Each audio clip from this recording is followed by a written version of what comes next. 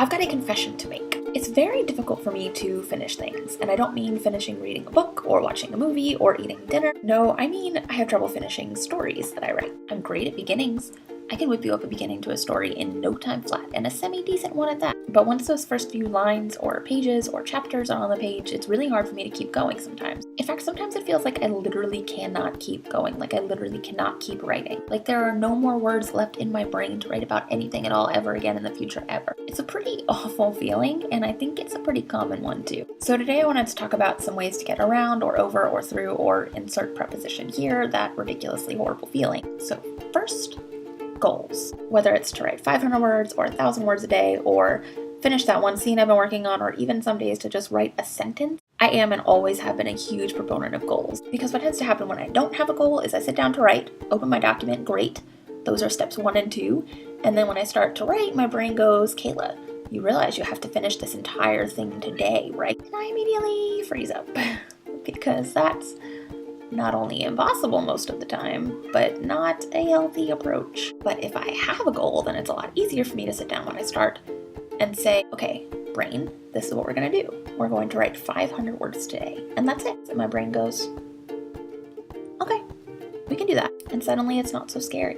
The second strategy is deadline. And I hate that word, deadlines. It sounds so violent and gross, but really it's not a deadline. It's a, yay, you finished a thing that you wanted to accomplish, now go eat a cupcake line. That little tangent aside, the reason I like deadlines is because I'm a procrastinator by both nature and nurture. My dad has a tendency to say, why put off till tomorrow what you can do today, Kayla? And it takes everything in me not to reply, why not, every time he asks. So because of my tendency to procrastinate, if I don't have a deadline, I will literally get nothing done. Even if it's something I love like writing, if I don't have a deadline, I'm likely to sit here and say, well, I could write, or I could marathon the entirety of Buffy.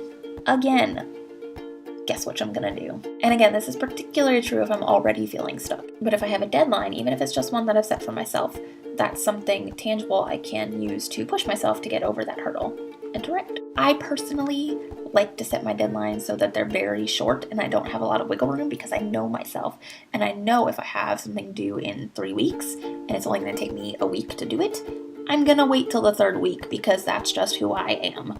I'm not proud of it, but it's the truth. The third and final strategy I'm going to suggest, and this one is perhaps the most important for me in order to get things done, is accountability. Because yes, it does help if I set goals and I set deadlines for myself. That's great, it's going to help me some. It's better if I tell someone about them, and it's best if I ask them to keep me accountable. So for instance, a friend and I just yesterday agreed that I am supposed to send her a certain number of words, 3,500 if you must know, every week. And if I don't, then she gets to change my Twitter password and lock me out of my Twitter. Now, of course, you don't have to have something that extreme, and your accountability partner doesn't even have to do something to punish you if you don't make your goal. For some people, rewards might work better, and that worked for me in the past. So, for instance, another friend and I once had an arrangement where every time I met a certain word goal, I think it was 1,000 words a day, but I don't remember, she would send me a reward. So it might be a puppy gif, or a Doctor Who clip, or even an actual real-life cupcake. I've been talking about cupcakes a lot, and now I really want one. The point of this strategy is to let someone else in on your plans, on your goals, on your deadlines, and to help you stay on track. Having that accountability partner is probably my number one way of getting past being stuck and getting to the point where I can continue writing. Now, ideally, you'll find that once you've set some goals and some deadlines and you've talked to one of your friends or one of your fellow writers about being an accountability partner, you start picking up speed and you start getting back into a groove, and that's awesome. That's the point. But sometimes, and this sucks, but it's true, sometimes these strategies alone are not enough to get you past it. So next week, I want to talk to you about what to do then when goals, deadlines, and accountability just aren't enough.